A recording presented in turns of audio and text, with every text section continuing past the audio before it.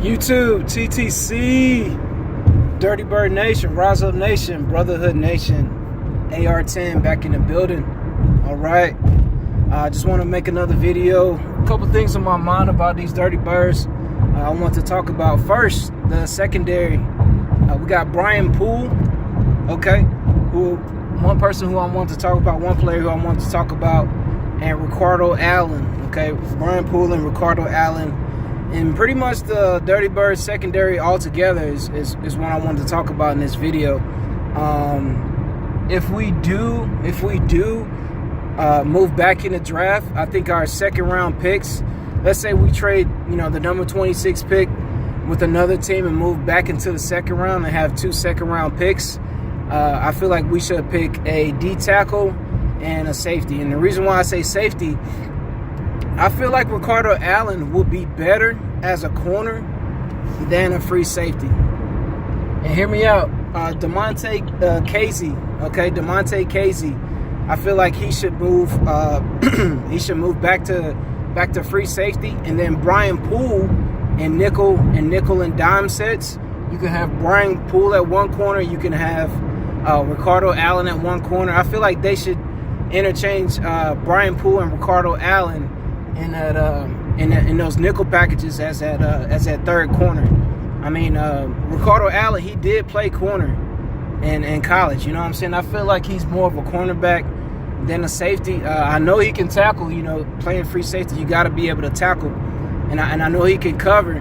I just don't feel like he's as much as a ball hawk as Damontae Kazee is. You know what I mean? I even feel like Brian Poole is a better ball hawk than Ricardo Allen. So let's interchange those two guys as that nickel corner in the slot. You know what I'm saying? That way we can deal with all these 3 and 4 receiver sets that the Yucks are going to run, the Aints are going to run. They're going to run 3 and 4 receiver sets. As far as the Panthers, I don't know if they're going to run as many 3 and 4 receiver sets. I think they're going to stick to 2 tight ends. I think they're going to go back to that zone read option style of play. I mean, I know Norv Turner, he's more of a down the field type of guy. He likes to go vertical. You know what I'm saying? So I feel like they're going to run a lot of play action. They're going to try to freeze the linebackers. That way they can get the slot receivers and the tight end, get Olsen behind them. So I don't feel like the Panthers are running a lot of 3 and 4 receiver sets. I mean, they really don't have a lot of receivers that Cam can choose from as far as going down the field. I mean, if you bracket Olsen, all right, and then you play tight coverage on the outside, I mean, you can afford to put 6, 7, 8 in the box. You know what I mean? So I'm really not worried about the Panthers as far as down the field threats. As far as the Panthers, I'm more worried about Olsen, and I'm more worried about their running game. Their offensive line is decent. You know what I'm saying? Cam can get outside, and he can hurt you if you don't get any pressure on him. So I think they're going to go back to the type of offense they ran in 15 and 16. They're going to get back to that, and they're not going to try to focus on making Cam a pocket passer. Brian Poole, I do want, like, maybe in OTAs, maybe in training camp, I do want him to spend some time at free safety. And I want Damontae Kazee to spend some more time at free safety. I'm not saying make Ricardo Allen a full-time slot corner. You know what I'm saying? I'm not saying do that.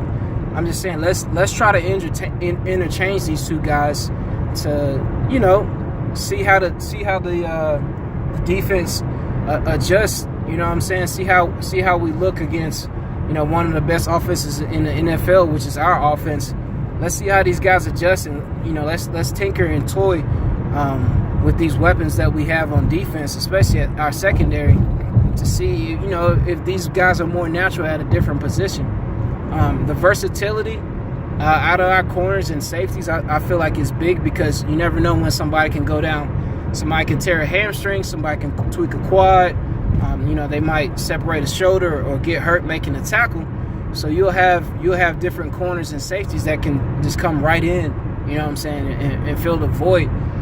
If we do, let's say we get a late second-round pick, and we do pick a corner or safety, it's got to be somebody with some length. It's got to be somebody that can cover, and somebody that we can maybe put, at free safety. You know what I'm saying? Ricardo, I mean, I don't think he gave up, a lot of big plays in the passing game, but he did have some costly penalties, that extended drives, that, I think he was a little bit too aggressive sometimes.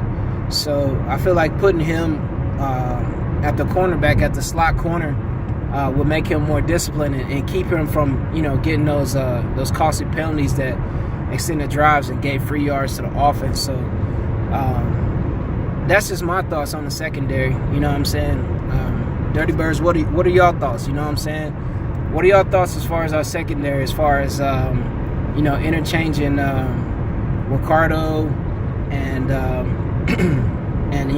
the other two corners, you know what I'm saying, DeMonte and Brian Poole? What are y'all thoughts? I mean, I feel like throw them out there, you know what I'm saying? Throw them out there in a 7-on-7 drill. Throw them out there, in different red zone situations to see how they react.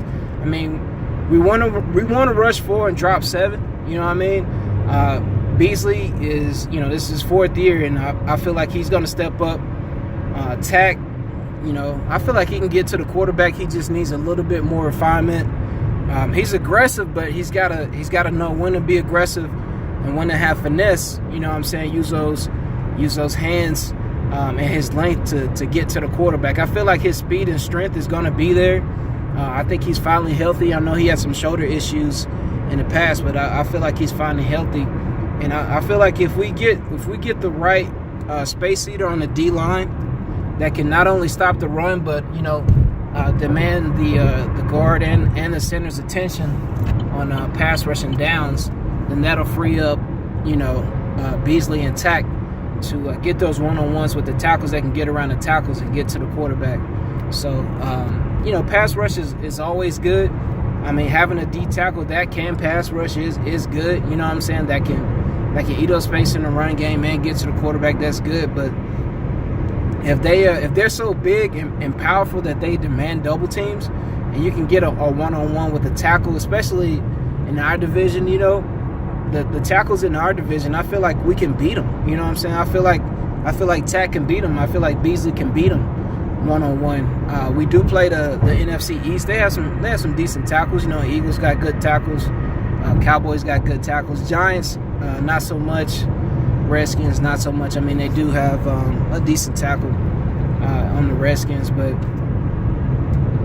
I feel like we can make some noise this year if we just, tweak the pass rush, throw some guys in at different positions in the secondary. As far as linebacker, I mean, Duke's going to be all right. We still got Debo, we still got Devondre, so I feel like we'll be all right at linebacker. But if we just tweak our little secondary positions and maybe a guy will blossom at a different spot, and then we can draft a guy to fill in, another spot, I feel like we'll be all right. So anyway, AR checking in on a Sunday morning. Y'all take it easy, be safe, and let me know your thoughts, okay? Peace.